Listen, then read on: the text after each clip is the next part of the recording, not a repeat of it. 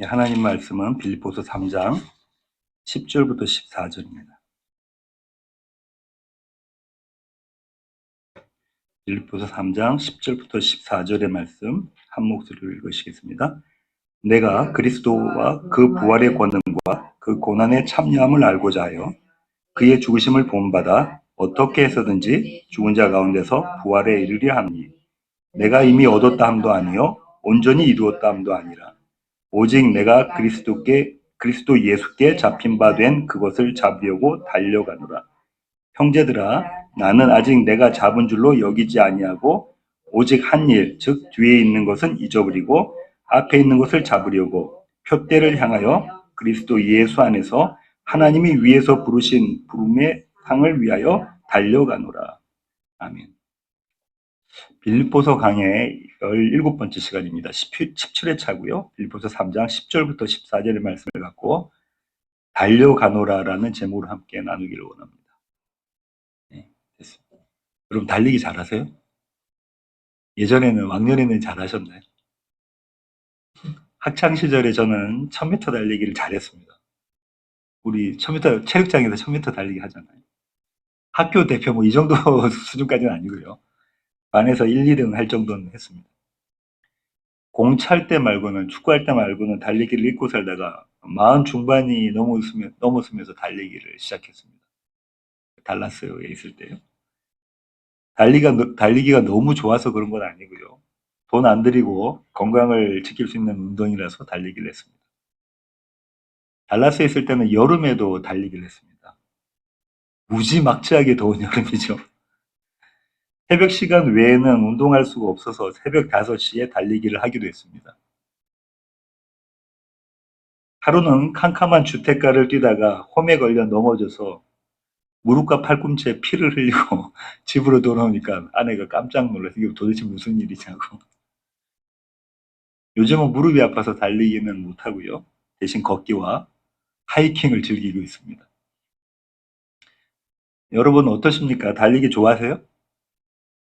달리기를 잘하십니까? 우리 가운데 어떤 분은 달리기를 좋아하지만 잘하시지는 못하는 분도 계실 거고요. 어떤 분은 잘 달리시지만 좋아하지는 않으시는 분도 계실 거고요. 어쩌면 달리기라면 고개 숙이시는 분도 계실 겁니다. 우리가 이 중 어떤 그룹에 속할지라도 한 가지 공통점이 있는데요. 그건 달리기의 결승선을 통과하는 장면에 감동을 받는다는 거예요. 유튜브 같은 데 달리기 결승점을 통과하는 모습을 보면 그 장면을 보면서 우리가 감동받는다는 겁니다. 이 감동의 순간은 주로 슬로우 모션으로 그렇게 재생됩니다. 어떤 선수들은요, 머리부터 이렇게 들이밀기도 하고요. 또 어떤 선수들은 가슴을 활짝 앞으로 내밀기도 합니다. 얼마 전에 본 유튜브에는요, 결승선에 넘어지면서 1등을 한 그런 선수도 있었습니다. 각자의 요령대로 마지막 순간까지 힘을 다해 질주하는 모습이 결승선에 담깁니다. 이 결승선이 달리기의 절정이고요. 동시에 빼앗을 수 없는 매력일 겁니다. 여러분 이렇게 한번 생각해 볼게요. 달리기를 좋아하지 않는 사람이 달리기를 하게 하려면 어떻게 해야 할까요? 달리기를 좋아하지 않는 사람이에요. 근데 그 사람이 달리기를 하도록 하려면 어떻게 해야 될까요? 어쩌면요, 아주 심각한 병에 걸려서 운동하지 않으면 안 되는 상황이 도움이 될 수도 있습니다. 그러나 우리 모두는요, 이런 상황을 달가워하지 않습니다. 만약 제가 코치라면요, 이 달리기 코치라면 이렇게 훈련시킬 것 같습니다. 제가 맡은 선수들에게 결승선에 가슴을 이렇게 들이미는 그 훈련을 시킬 것 같아요. 뭐 처음에 짧은 거리부터 시작하겠죠. 한 50m, 더 짧게는 한 30m. 뛰어가면서 결승선 이렇게 테이프가 있잖아요. 거기 가슴을 들이미는 그거부터 훈련을 계속해서 시킬 것 같아요. 짧은 거리지만 그 순간에 그 선수들은요, 기쁨과 감격, 박수와 영광의 경험을 하게 됩니다. 그것이 그 선수들의 머리에 박히게 되는 거죠. 떠나질 않아요. 짧은 거리부터 훈련을 해서 조금씩 이렇게 거리를 늘려가다 보면 선수들은 마침내 달리기를 좋아하지 않을까. 순전히 제 생각인데요. 어떻습니까? 이만하면 동네 달리기 코치 정도 할 수 있지 않겠습니까? 우리 변형재님 축구 선수 출신이신데요. 그렇지 않은가요? 오늘 설교는 이 달리기에 관한 것입니다. 지난 주일 설교 제목이 그 안에서 발견되려 함이니였습니다. 여기서 발견되다라는 단어는 연합이라는 뜻을 갖고 있다고 말씀드렸고요. 우리는 이 단어를 빌립보서 2장 8절에서 찾을 수 있다고 말씀드렸습니다. 다시 한번 읽어보겠습니다. 사람의 모양으로 나타나사 자기를 낮추시고 죽기까지 복종하셨으니 곧 십자가에 죽으심이라. 사람의 모양으로 나타나사 중에서 나타나사가 이 단어예요. 뭐라고요? 발견되다. 그러면은 바울이 지금 그리스도 예수 안에서 발견되기를 원한다. 그 안에서 발견되기를 원한다라고 이야기하는 것은요. 그리스도 예수가 하나님이신 분이 사람의 몸을 입고 육신을 입고 오셨잖아요. 동일하신 분이잖아요. 떼려야 뗄 수 없는 관계잖아요. 그 정도의 수준으로 내가 예수 그리스도와 연합하기 원한다. 이것이 나의 소망이다. 나의 목표다라고 지금 바울이 이야기하고 있는 거예요. 나는 그리스도 예수와 이렇게 한 몸 되기를 원한다는. 사도는 이 엄청난 연합을 무엇이라고 말하냐면요. 의라고 말합니다. 의. 여기서 의에 대해서 좀 더 생각해 볼 필요가 있습니다. 의는 어떤 건가요? 의. 성경에 의가 너무 많이 나오는데 의는 어떤 건가요? 의는요, 어떤 기준에 부합하는 행동입니다. 의가 행동이에요. 우리가 저 사람 참 의롭다라고 말할 때 그 사람이 무엇을 보고 그렇게 말하죠? 우리가 저 사람 참 의로워. 저 사람은 의인이야. 의로운 사람이야. 우리가 뭘 보고 그렇게 이야기합니까? 그 사람의 행동을 보고 합니다. 의로운 행동. 그죠? 의를 마음에 품고 있으면 몰라요. 그 사람이 의인인지 아닌지. 의로운 행동을 보고 우리는 그 사람이 의롭다라고 이야기합니다. 그러니까 의는요. 의로움을 행한 결과예요. 사도는 지금 자신이 그리스도와 연합한 것이 그의 의가 된다고 말하고 있어요. 내가 그리스도 안에서 발견되고자 하는 것, 내가 그분과 연합한 것, 한 몸 되는 것이 나의 의다라고 지금 사도가 말하고 있는 거예요. 그런데 그 의는 자신으로부터 나온 것이 아니라고 고백하고 있습니다. 빌립보서 3장 9절 함께 읽으시겠습니다. 그 안에서 발견되려 함이니 내가 가진 의는 율법에서 난 것이 아니요 오직 그리스도를 믿음으로 말미암은 것이니 곧 믿음으로 하나님께로부터 난 의라. 이 의는 나의 의인데 나로부터 난 것이 아니야 라고 지금 바울이 이야기하고 있습니다. 바울이 그리스도와 연합을 하나님 앞에서 자신의 의라고 말할 수 있는 이유가 뭘까요? 자기가 생산한 것이 아니라고 그랬잖아요. 나로부터 나온 의가 아니야. 그런데 이 의는 나의 의야. 그렇게 말한 이유는요. 그것은 예수 그리스도가 행하셔서 이루신 의가 자신의 의가 되기 때문이에요. 예수 그리스도가 행하신 의, 하나님의 말씀에 순종해서 십자가에 달려 죽으신 것, 그리고 우리를 위해서 부활하신 것, 다시 살아나신 것, 이 행함이 바울의 의가 된다는 거예요. 그리스도 예수의 행함이, 그분의 의가 바울의 의가 된다는 겁니다. 왜 그렇게 되죠? 바울이 그분과 그리스도 예수와 한 몸 되었기 때문에 그렇다는 거예요. 완전하게 온전하게 한 몸이기 때문에. 그분이 나고 나가 그분이기 때문에 그렇다는 거예요. 그래서 그분의 의가 나의 의가 된다라고 이야기하고 있습니다. 여기서 우리는 이런 질문을 할 수가 있게 됩니다. 그러면 우리는 어떻게 그 예수 그리스도와 한 몸이 될 수 있는가? 연합할 수 있는가? 바로 그 비밀을 믿음이라고 보여주고 있어요. 믿음이다. 내가 그리스도 예수와 한 몸 될 수 있는 것은 우리가 예수 그리스도 한 몸 될 수 있는 것은 믿음 때문이다. 믿음이 우리 안에서 그 일을 이루어내신다. 믿음은 우리로 하여금 그리스도 예수와 한 몸 되게 연합되게 하신다. 그런데 그 믿음조차도 내가 만들어낼 수 있는 게 아니다. 그것은 나의 생산물이 아니다. 그것은 그 믿음은 위로부터 나에게 주어진 것이다. 선물로 받은 것이다. 거저 받은 것, 공짜로 받은 것이다. 하나님이 나에게 주신 은혜가 믿음이다. 우리 이거 잘 알 수 있습니다. 왜냐하면 나는 믿고 싶다고 해서 믿어지는 게 아니에요. 나는 안 믿고 싶다고 해서 안 믿어지는 게 아니라니까요. 어느 날 갑자기 예수 그리스도가 나의 구원자고 내 삶의 주인이라고 믿어진 것, 하나님께서 우리에게 선물로 주셨기 때문에 그렇습니다. 그 믿음을. 그 믿음을 통해서 우리는 그리스도 예수와 한 몸 되어진다. 그래서 그분이 이루신 모든 의가 나의 의가 된다. 여기까지 이끌어온 바울은요, 믿음의 삶에 대해서 언급합니다. 성도는 믿는 자인데 이 성도들의 인생에 대해서 이야기하고 있는 거예요. 믿음의 삶. 그러면 이 믿음을 가진 자, 다시 말해서 그리스도와 연합한 자들은 어떤 모습으로 이 세상을 살게 되는가라는 거예요. 7절과 8절의 말씀 함께 읽으시겠습니다. 그러나 무엇이든지 내게 유익하던 것을 내가 그리스도를 위하여 다 해로 여길 뿐더러 또한 모든 것을 해로 여김은 내 주 그리스도 예수를 아는 지식이 가장 고상하기 때문이라. 내가 그를 위하여 모든 것을 잃어버리고 배설물로 여김은 그리스도를 얻고 무엇이든지 내게 유익하던 것을 내가 자랑할 수 있는 모든 것들을 나는 다 해로 여긴다. 손해로 여긴다.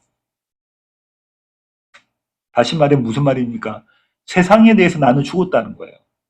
세상의 자랑, 그게 나의 자랑거리가 아니니까 세상에 대해서 나는 죽고, 그죠?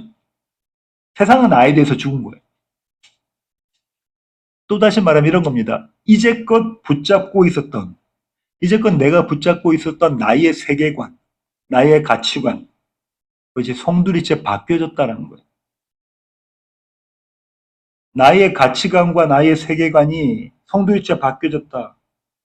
오늘 지금 보고 있는 이 세상이 어제, 그제 내가 보고 있던 세상이 아니더라라는 거예요.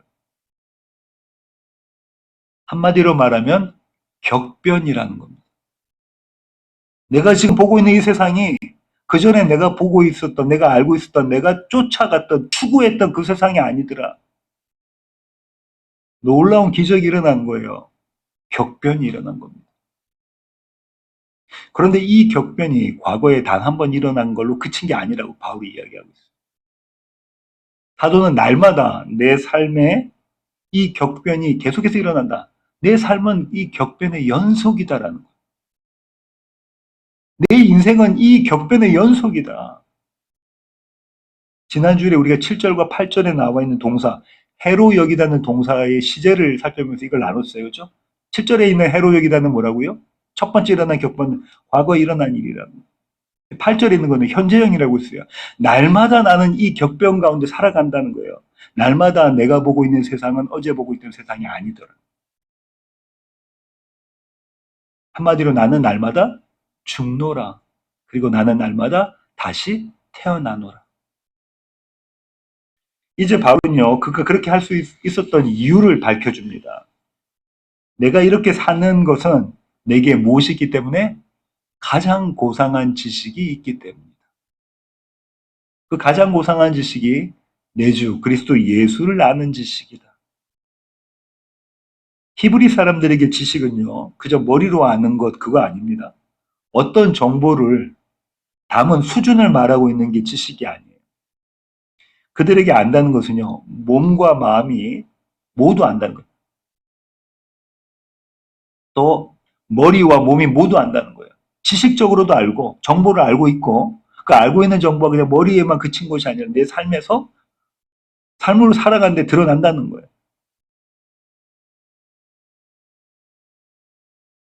다시 말해 지식적으로 알 뿐 아니라 그 지식을 경험해서 그들의 삶의 내용이 바뀐 것, 그들의 삶의 내용이 바뀐 상태가 히브리 사람들이 말하는 지식입니다.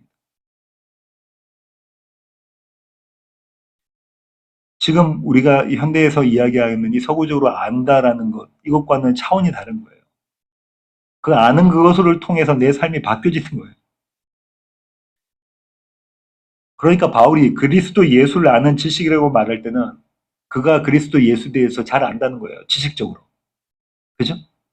먼저 그분이 어떤 분이라는 걸 성경 말씀에서 그분을 어떻게 증거한다는 걸 잘 알고 있다는 거예요. 말씀을 꿰차고 있다는 거예요. 이 말씀이 예수를 어떻게 증거한다는 걸 잘 알고 있다는 거예요. 동시에 내가 그 말씀이 증거한 예수를 경험했다는 거예요. 그분이 나의 구원자라는 거예요. 내 삶의 주인이라는 거예요.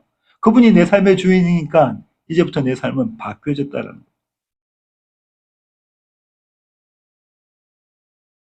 이 고상한 지식이 나를 어떤 나죠? 여전히 세상의 자랑이 남아있는 나입니다. 그런 오늘의 나를 어디 속으로 밀어붙이냐면 이 격변 속으로 밀어붙인다는 거예요. 그게 현재형입니다. 우리는 어떤 나라고요?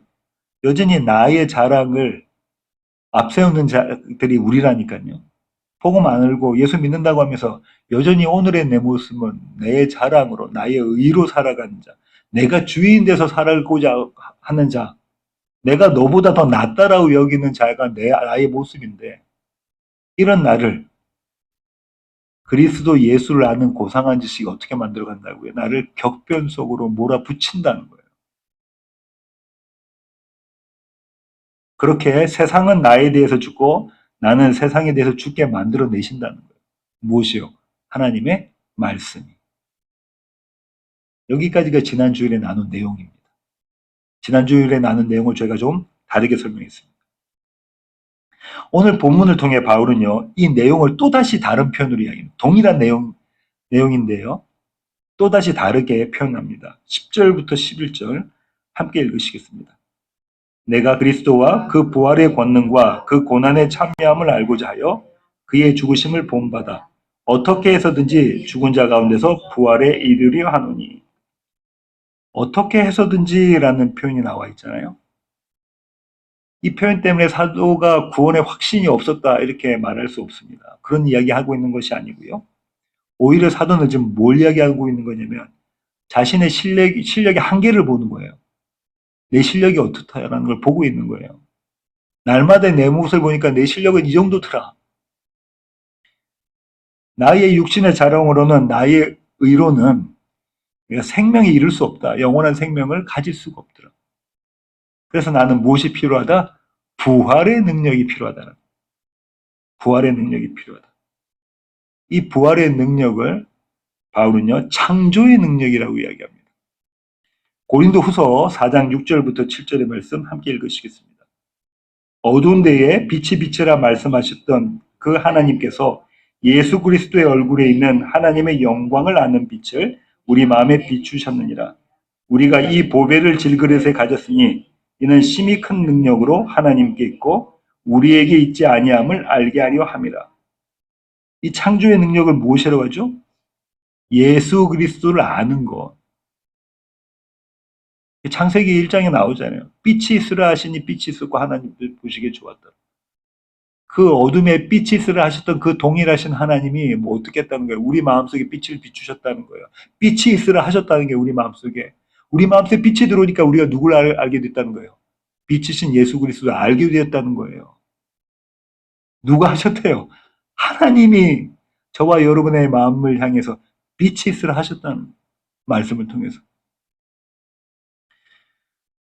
그 하나님의 말씀이 그 빛이 무엇 우리 가운데 생명이신 예수 그리스도를 믿게 만들어내신다는 거예요. 붙잡게 하신다는 거예요. 생명을 누리게 하신다는 겁니다. 이것이 창조의 능력이에요. 이것이 부활의 능력이에요. 이것이 새 생명입니다. 그리고 이 창조의 능력이 우리로 하여금 오늘 이 시간에 종말을 살게 만들어내세요. 이 자리에서 우리가 종말을 경험하게 하십니다.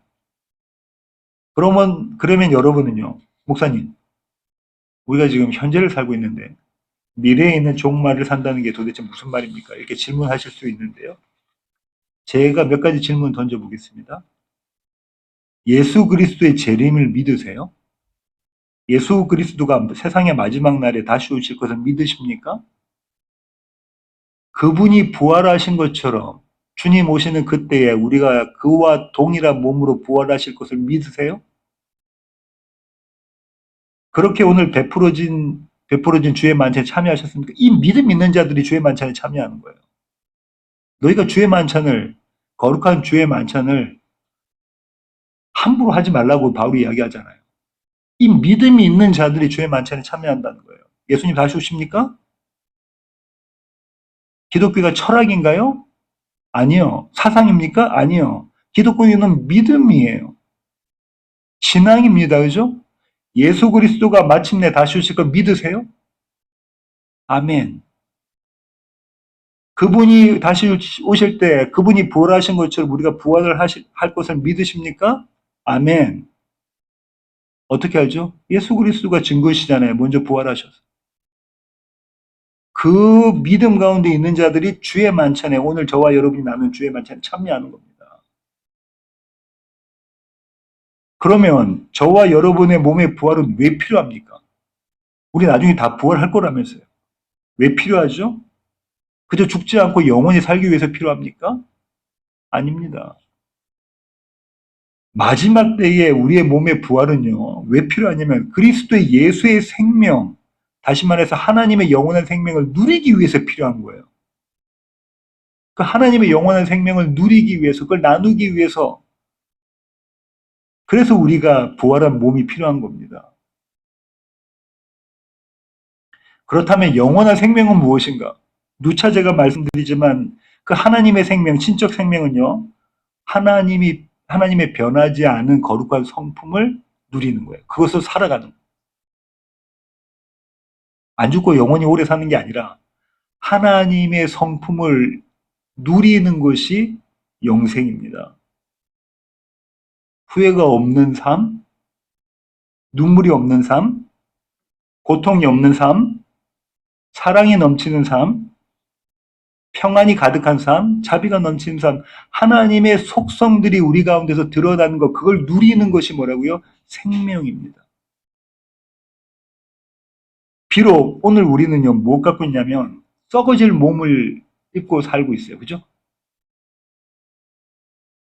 얼마 지 않아 우리는 다 죽게 된단 말이에요. 그런데 이 썩어질 몸을 입고 있는 우리가 이 땅을 살아가면서 뭘 경험하게 되냐면 하나님의 생명을 경험하게 돼요. 그것이 우리의 증거가 됩니다. 너에게 생명 주겠다. 너에게 씨 주겠다. 네가 그 생명 누리게 만들어내겠다라는 하나님의 그 약속이 우리 가운데 경험되어진다고요. 이 생명을 누리면서. 그것이 할례입니다. 약속의 증거되죠. 우리는 그렇게 해요. 마침내 우리가 다시 부활의 몸을 입을 그 미래의 그 종말을 오늘 살아가는 거예요. 어떻게 해요? 그 생명을 누리는 모습으로 살아갑니다. 잠시 잠깐 문득문득이지만 그것이 우리 가운데 있으면, 그 생명이 우리 가운데 있는 걸 우리가 경험하면 나 그리스도 예수의 신부구나, 하나님의 백성이구나를 알게 되는 거죠. 말씀이 저와 여러분 가운데 이 믿음 가운데 거하게 만들어내십니다. 몇 주 전에 우리가 식사교제를 했는데요. 그때 우리 춘희 자매님께서 저에게 이런 말씀하셨어요. 목사님, 아무것도 보장되지 않는 그런 현실이지만, 오늘의 내 삶은 아무것도 보장되지 않지만 예전처럼 그렇게 걱정되지 않습니다. 평안해요. 그냥 평안해요. 그때 제가 아마 이런 질문 드린 거 기억하실 거예요. 그게 자매님의 실력이십니까? 평안해야지 마음 먹는다고 우리가 평안해집니까? 아니잖아요. 그렇게 우리 평안할 수 없잖아요. 내 실력으로 우리는 평안 누릴 수 없어요. 평안은 하나님의 성품인데 그 생명을 우리가 누릴 수 없잖아요. 그런데 평안해졌어요. 이전에 보던 세상이 아니에요. 내 삶 가운데 격변이 왔어요. 오늘 내 삶은 달라졌어요. 보는 시각이 바뀌어지잖아요. 평안해요. 하늘로부터 내려오는 은혜입니다. 그것이 생명입니다. 그럼 우리가 늘 이 생명 가운데 있느냐? 그렇지 않아요. 늘 넘어지고 또, 또 넘어지고 문득문득 이 생명을 누리는 것입니다. 그것이 저와 여러분에게 주어진 생명의 증표예요. 약속입니다. 이 생명을 누리게 하는 능력이 바울이 소망한 부활의 능력. 그리스도 예수를 사망 가운데 일으키셨던 그 아버지 하나님께서 저와 여러분을 이 생명 가운데로 일으켜내신다는 거예요. 우리 삶 가운데 이걸 경험하게 하십니다. 그리고 마침내 완성의 모습으로 이 썩어질 육신이 아니라 부활의 육신을 입고 그 생명을 온전히 누리는 자리에 저와 여를 참여시키신다는 거예요. 우리는 그 능력으로 예수 그리스도 안에서 발견됩니다. 그분과 한 몸 됩니다. 이제 바울은요, 여기까지 설명하고 난 다음에 소망을 향해 달려갑니다. 12절부터 14절 말씀 함께 읽으시겠습니다.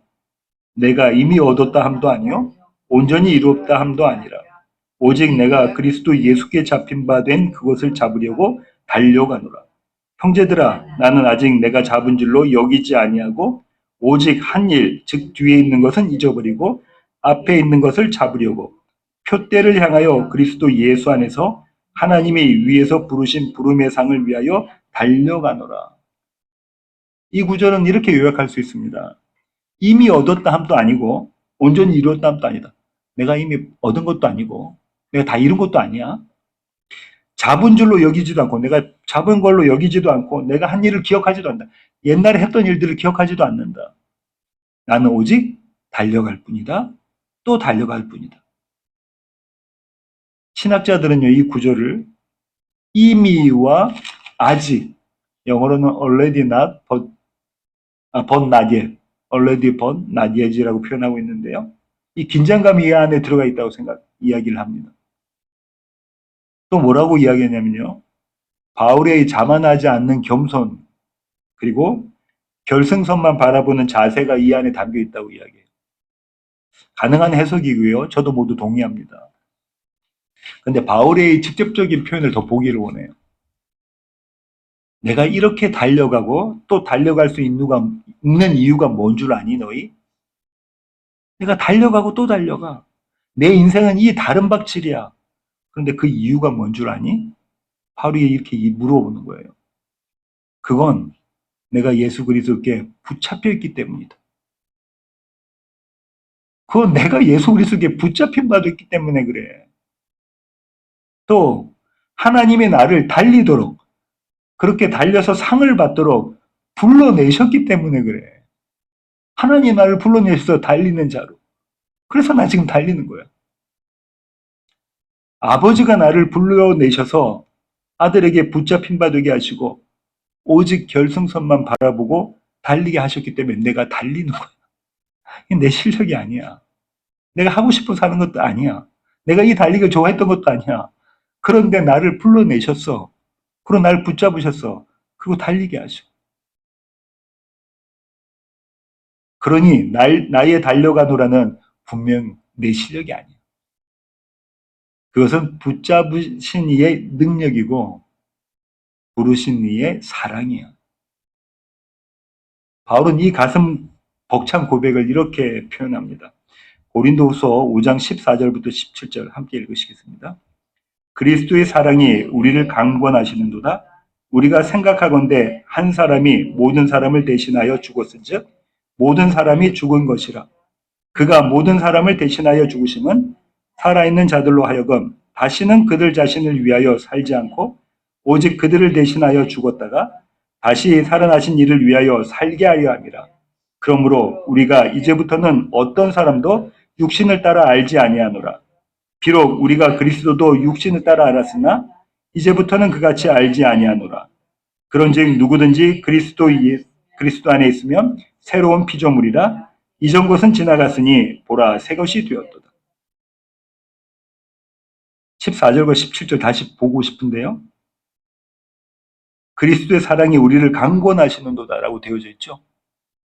강권하시는도다. 이 강권하시는도다를 새 번역, 요즘 우리가 쓰고 있는 현대 말로 새 번역으로 번역한 건 어떤 거냐면 우리를 휘어잡습니다.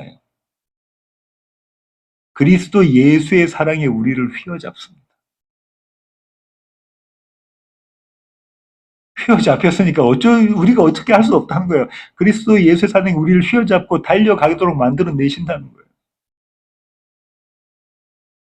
그 사랑이 저와 여러분을 새 피조물로 만들어내신다는 거예요. 새 피조물. 이전 것은 지나갔으니 보라 새 것이 되었도다. 바울이 지금 이렇게 이야기합니다. 잊지 말아라. 너희는 새 것이다. 너희는 새 생명이다. 너희는 하나님의 생명으로 사는 자들이다. 여기까지가 오늘 본문의 내용입니다. 설교의 결론을 맺기를 원합니다. 많은 사람들이 인생을 무엇이라고 비유하냐면 달리기에 비유합니다. 그죠? 인생은 달리기다라고 이야기하잖아요. 예전에는요, 이 달리기에 비유하는 것을 들으면 마라톤 정도라고 생각했어요. 인생은 마라톤이다. 근데 요즘은요, 한 1000m 달리기 정도 되는 것 같아요. 아마 저보다는 두 분이 더 그러실 것 같고요. 더 짧게 느껴지실 것 같고요. 우리가 인생을 살아가면 살아갈수록, 나이를 먹으면 먹을수록, 달리기가 이거 100m 정도 되겠구나, 이렇게 될 것 같아요. 어쨌든요, 우리 모두는 이 달리기 경주에서 나름 열심히들 달리고 있습니다. 문제는 달리기가 아니라요, 결승선이 어디인가예요. 어느 쪽 결승선을 향하여 전력 질주하고 있는가, 이게 문제입니다. 달리기를 열심히 한다니까 모든 사람이, 이 땅에 있는 모든 사람이, 역사 가운데 있는 모든 사람이 달리기를 열심히 해요. 근데 어느 결승선을 보고 달리느냐, 이게 문제라는 거예요. 바울은요, 우리가 달리고 있는 결승선을 뭐라고 말하냐면 그리스도 예수 안에서 발견되려 함이니, 내가 그분과 연합되게 한몸 되기를, 그것이 나의 달리기의 결승선이다라고 바울이 이야기하고 있다고. 마지막 부활의 몸을 입고 그분과 완전한 한 몸을 누리는 것이 달리기의 결승선이다. 우리는 그 결승선을 향하여 오늘 여기서 힘차게 달려나간다. 우리가 이렇게 달리게 된 이유는, 우리가 왜 이렇게 달리게 됐다고요? 코치가 우리를 불러내셔서 그래요. 코치가 불러내셨다니까요. 실력도 없고 달리기를 좋아하지도 않는데 어느 날 갑자기 너 달려봐 하고 불러내셨어요, 코치가. 그리고는요, 우리로 하여금 연습을 시키십니다. 무엇 연습요? 결승선에 가슴을 들이대는 그 연습을 시키세요. 우리 삶 가운데 생명을 경험하게 하시면서.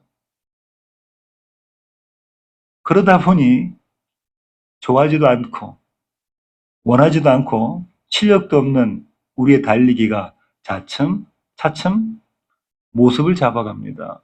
즐겁게 돼요. 기쁘게 돼요.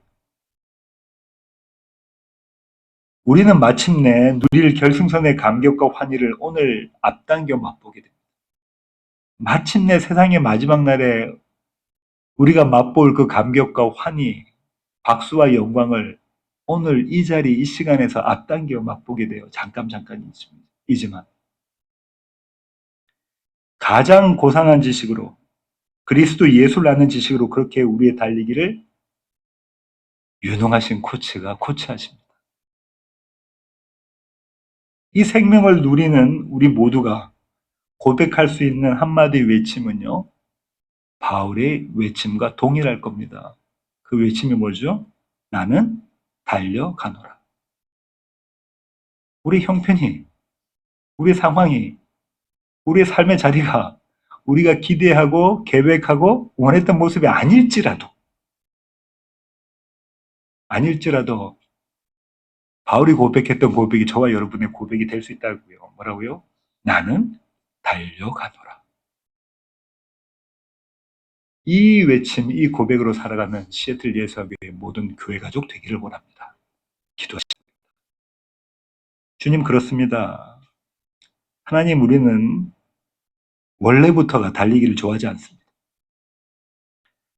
달려갈 실력도 없습니다.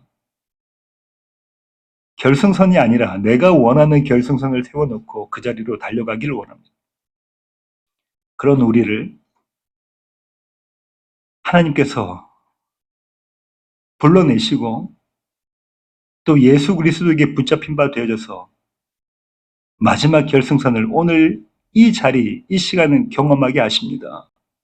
그렇게 우리로 하여금 달리기가 어떤 의미인지, 그것이 얼마나 기쁘고 즐겁고 감격에 찬 일인지 경험하게 하십니다. 하나님, 이것이 은혜입니다. 날마다 나는 달려가느로로 살아가는 우리 시애틀 예수한교회 모든 교회 가족들에게 우리를 붙잡아 주시옵소서. 이제는 우리 주 예수 그리스도의 놀라우신 구원의 은혜와 하늘 아버지의 크고 극진하신 사랑과 우리 안에 내주하셔서 결승선만을 바라보며 달려가게 만들어내시는 성령님의 충만하심이 이제 주님 앞에 머리 숙인 시애틀 예수한교회 가족 머리 위에, 그리고 그들의 삶 위에 이제로부터 영원토록 함께 하시기를 예수 그리스도의 귀하신 이름으로 간절히 축원하옵나이다. 아멘.